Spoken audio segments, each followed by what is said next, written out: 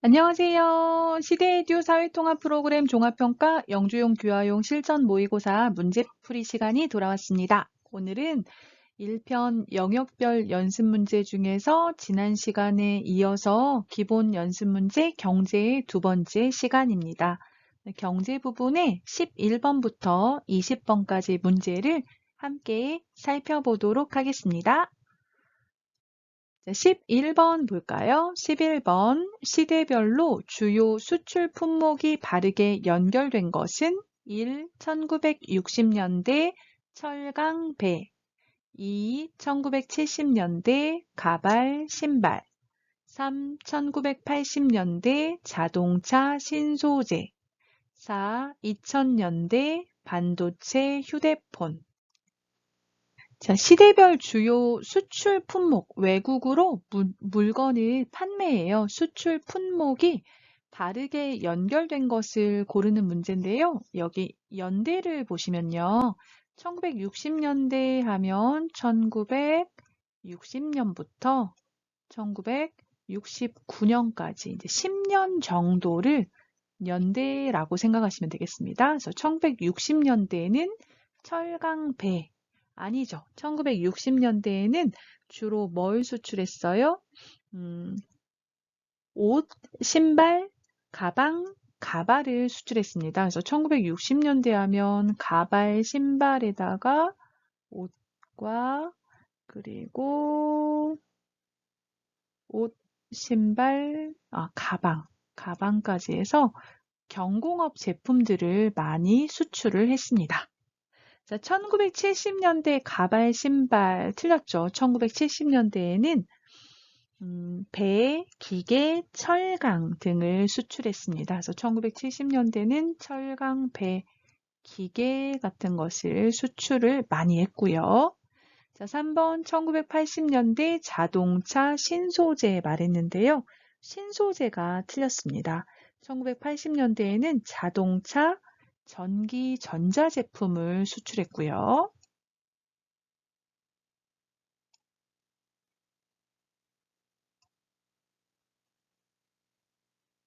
신소재는 1980년대가 아니고 2000년대입니다. 그래서 1990년부터 2010년대까지 반도체, 신소재, 휴대폰 등을 수출을 했습니다. 그래서 11번에 바르게 연결된 것은 4번이 되겠습니다. 그래서 반도체, 휴대폰, 신소재의 경우는 1990년대부터 2010년대까지 수출을 많이 했던 물건입니다.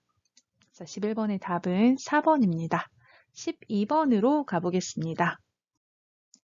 자, 12번. 과거에는 국제사회의 원조를 받는 나라였다가 이제는 다른 나라를 원조하게 된 최초의 나라라고 평가를 받는 나라는 1. 중국, 2. 한국, 3. 베트남, 4. 우즈베키스탄. 자, 어디인가요? 한국이죠, 한국. 네, 한국입니다. 자, 과거에는 국제사회의 원조를 받았다. 원조는 외국으로부터 도움을 받았다는 것입니다. 돈을 무료로 빌리거나 또는 어떤 물건 같은 것에 도움을 받거나 해서 도움을 받는 걸 말하는데요. 여러분도 아시는 것처럼 1950년에 6.25 전쟁이 일어나면서 한국은 세계에서 가난한 나라 중에 하나가 되었습니다. 그때 이제 다른 나라로부터 많은 도움을 받았고요. 원조를 받는 나라가 되었고요. 그러다가 경제가 성장하고 발전하면서 지금은 OECD에 가입해서 경제협력개발기구에 가입해서 다른 나라를 돕는 원조를 하는 나라로 변화된 나라라고 평가받고 있습니다. 그래서 12번의 답은 2번 한국입니다. 13번 물건을 구입하는 도중에나 그 후에 피해를 입은 소비자를 도와주는 전문기관은 1. 금융실명제, 2. 한국소비자원, 3. 예금자 보호제도, 4. 외국인 지원센터. 자, 물건을 구입하다, 물건을 사다 그런 얘기죠. 물건을 사는 도중, 중간에 또는 그 후에, 산 후에 피해를 입은 소비자, 피해를 봤다. 피해를 입다 하면 피해를 봤다라는 의미예요. 그래서 피해를 받은 소비자를 도와주는 전문 기관은 어디입니까? 자, 소비자가 나왔어요. 그래서 뭘 고르면 될까요? 2번이죠. 한국소비자원입니다. 물건을 구입하는 소비자들이 물건으로 인해서 피해가 발생하거나 또는 심한 경우에는 그것 때문에 사고가 나거나 질병에 걸리거나 그런 경우도 있습니다. 그럴 때는 한국소비자원에 전화를 하시거나 또는 홈페이지에 상담을 신청하시면 됩니다. 한국소비자원에 상담을 하실 때는 1372번으로 전화를 하시면 되고요. 그래서 13번의 답은 한국소비자원입니다. 과거에는 소비자보호원이라고 불렸는데요. 지금은 한국소비자원이라고 합니다. 자, 그러면 1번, 3번, 4번도 한번 살펴볼까요? 자, 1번 금융실명제는 은행을 이용할 때, 은행 거래를 할 때 실명, 자신의 실제 이름, 진짜 이름으로 거래를 하는 것을 말합니다. 그래서 내가 은행에 가서 계좌를 만들 때 다른 사람 이름으로 만들 수 없고, 여러분 외국인 등록증에 있는 이름 또는 한국 사람이면 주민등록증에 있는 이름으로 금융 거래를 해야 하는 것을 말합니다. 자, 3번의 예금자 보호제도는 은행에 저축을 하는, 예금을 하는 예금자를 보호하기 위해서 은행이 망하더라도 1인당 5천만 원까지 보호해 주는 것을 말합니다.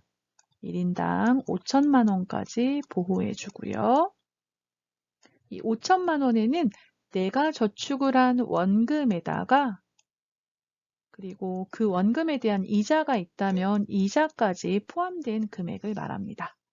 자, 4번의 외국인 지원센터는 외국인들의 한국 생활에 적응을 돕기 위해서 지역마다 센터가 있습니다. 그래서 외국인들을 도와주는 센터를 말합니다. 그래서 13번의 답은 2번 한국소비자원입니다. 자, 14번. 수출이나 수입을 할 때 관세를 줄이거나 없애서 무역을 활발하게 하도록 하는 것은 1. 자유무역협정, 2. 제조물 책임법, 3. 예금자 보호제도, 4. 경제협력개발기구. 자, 관세라고 하면요. 한국으로 수입을 하는 물건에 세금을 매기는 것을 말합니다. 그래서 수출이나 수입을 할 때 관세를 줄이거나 또는 없애서 무역, 수출과 수입을 활발하게 하도록 하는 것은 무엇입니까? 네, 그렇습니다. 1번의 자유무역협정입니다. 우리가 FTA라고 많이 부르죠. 그래서 그 나라와 또 한국이 자유무역협정을 맺어서 관세를 줄이거나 또는 관세를 없애서 수출, 수입을 자유롭게 할 수 있도록 하는 협정을 말하는데요. 2004년에 칠레와 자유무역협정을 처음 맺었습니다.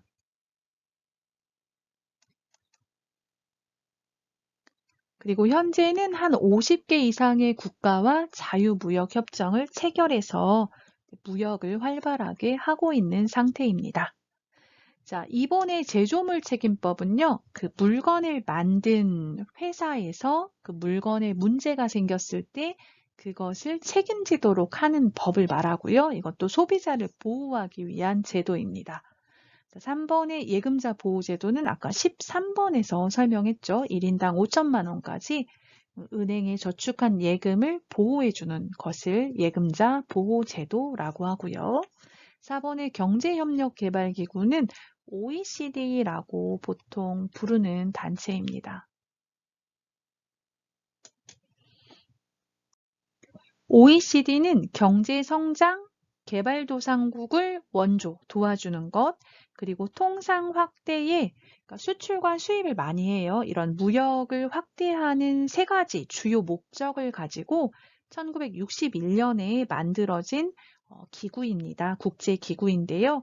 한국은 1996년에 회원국으로 가입을 했습니다. 자, 그래서 14번의 답은 1번이 되겠습니다. 자, 15번 한국의 실업률이 미국이나 유럽에 비해서 낮은 이유는 1. 비정규직 노동자의 비율이 점점 낮아지고 있기 때문이다. 2. 실업에 대한 사회보장제도가 잘 이루어져 있기 때문이다. 3. 여성의 경제활동 참여율이 적고 자영업자가 많기 때문이다. 4. 예전에 비하여 근로조건이 좋은 일자리가 늘어났기 때문이다. 자, 실업률이 낮은 이유가 무엇일까요? 자, 실업률은 능력이 있고 취업을 하기 원하는 사람 중에 취업을 하지 못한 사람의 비율을 말합니다. 그래서 한국의 실업률이 미국이나 유럽보다 낮은 이유는 첫 번째는 여성이 경제활동에 참여율이 적고, 그러니까 여성들의 경우 결혼한 후에 이제 취업을 하지 않으려는 그런 여성들도 한국에는 꽤 있습니다. 그래서 결혼한 후에 전업주부로 자녀를 돌보고 가정을 돌보는 비율이 적지 않고요. 그리고 또 자영업자가 많기 때문이다.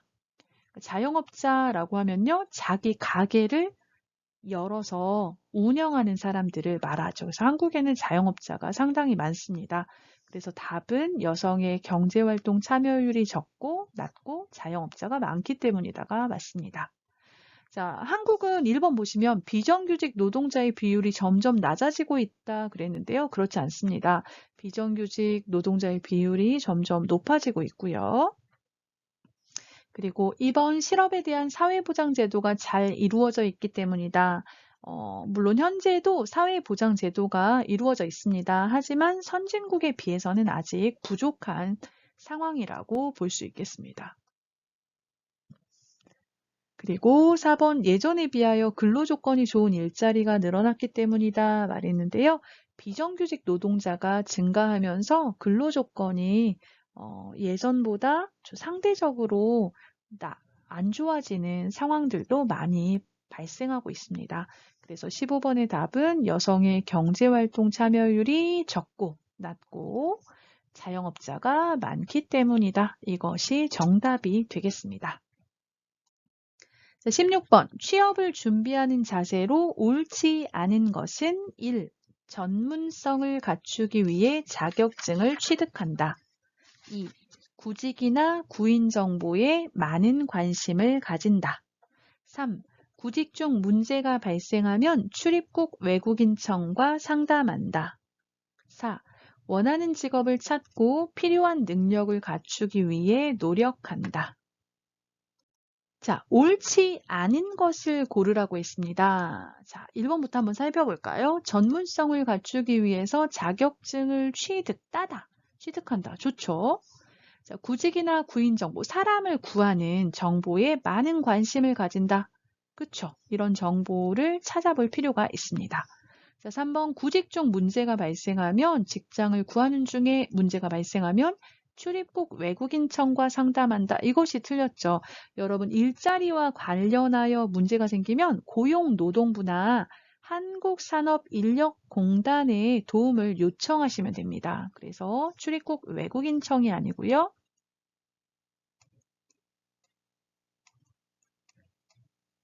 고용노동부 또는 한국산업인력공단에 도움을 요청하십시오.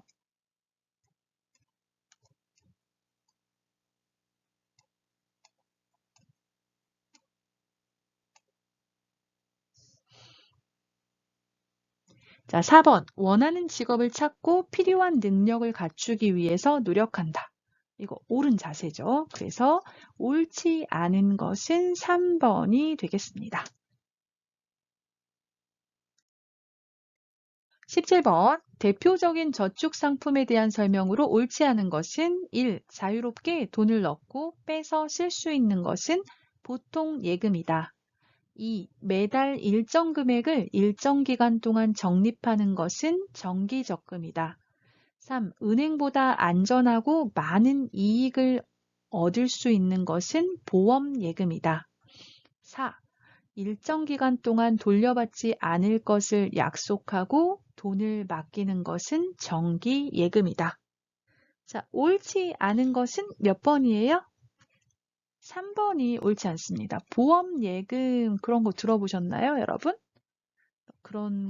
그런 금융상품은 없죠, 여러분. 보험은 이제 미래의 위험에 대비하기 위해서 보험료를 납부하고 실제로 위험이 발생하면 그것에 대해서 보험금을 받는 것을 말하는 거죠. 그래서 보험예금이라는 것은 존재하지 않습니다.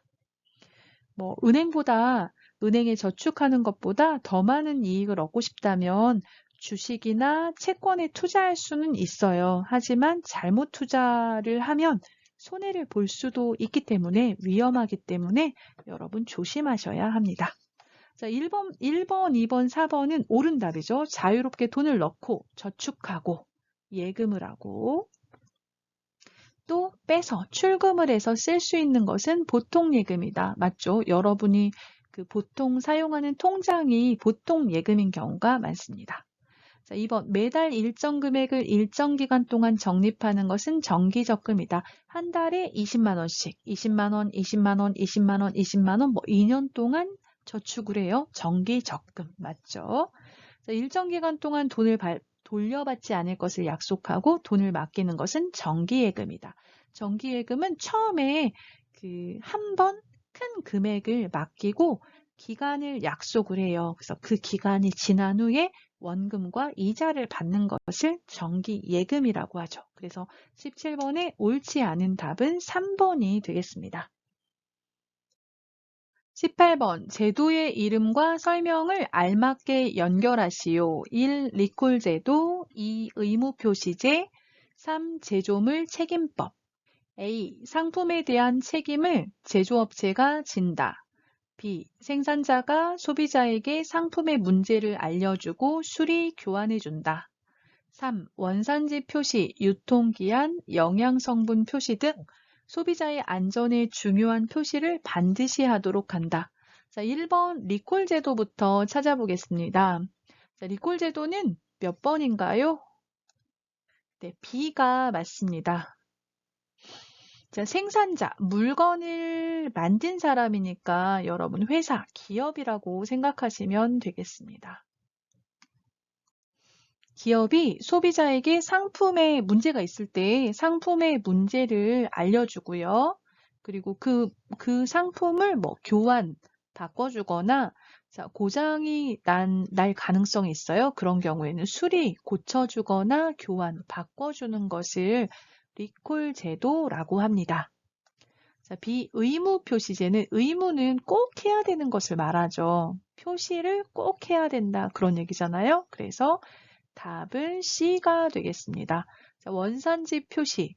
이 물건을 생산한 원료가 어디인지, 어디에서 만들었는지. 그래서 원산지 표시를 하고요. 그 다음 유통기한, 언제까지 판매가 가능한지 유통기한도 꼭 표시해야 되고요.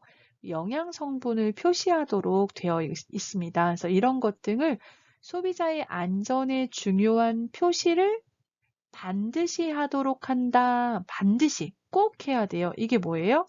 의무적으로 해야 된다는 거죠. 그래서 의무 표시제하면 원산지나 유통기한, 영양성분을 반드시 표시하도록 하는 것을 말합니다.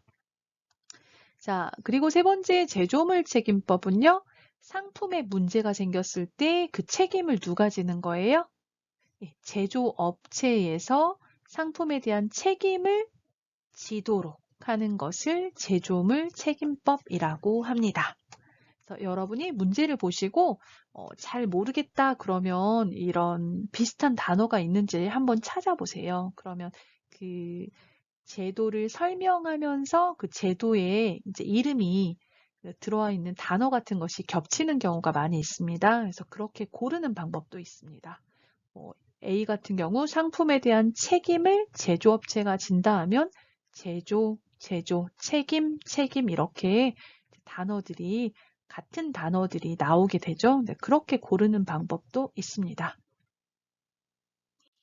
자, 19번 보겠습니다. 경제와 관련된 용어와 설명을 알맞게 연결하시오. 1. 재화 2. 물가 3. 서비스 A. 물건 배달 의사의 진료 B. 가치를 종합하여 계산한 평균 가격 C. 스마트폰, 화장품 등과 같은 상품 자, 1번의 재화 보시면요. 재화는 여러분 상품이라고 생각하시면 됩니다. 그래서 C가 되겠죠. 스마트폰이나 화장품과 같은 상품을 재화라고 하고요. 자, 사람이 해주는 것을 서비스라고 합니다. 그래서 서비스하면 A의 물건 배달, 사람이 하죠. 의사의 진료, 여러분 병원에 가서 의사 선생님께 진료를 받아요. 이것도 사람이 여러분에게 해주는 거잖아요. 그래서 이건 서비스라고 합니다. 그 다음 B, 물가 보시면요. 가치를 종합하여 계산한 평균 가격, 물건의 가격을 물가라고 하잖아요. 그래서 평균 가격, 물가 이렇게 찾으시면 되겠습니다.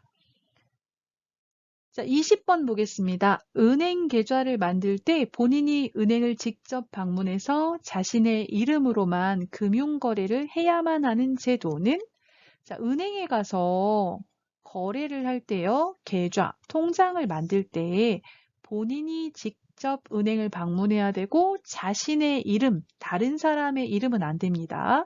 자신의 이름으로 금융거래를 해야만 하는 제도. 자, 금융거래를 할 때 자신의 이름으로만 할 수 있다. 이걸 금융실명제라고 했죠. 금융거래를 할 때 실제 자기 이름으로 거래해야 한다. 그래서 금융실명제라고 합니다.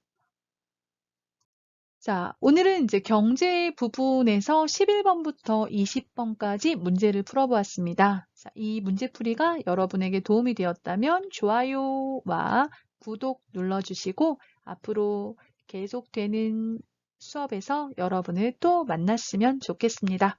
여러분, 그러면 시험 준비 잘 하시고 다음에 또 뵙겠습니다. 감사합니다.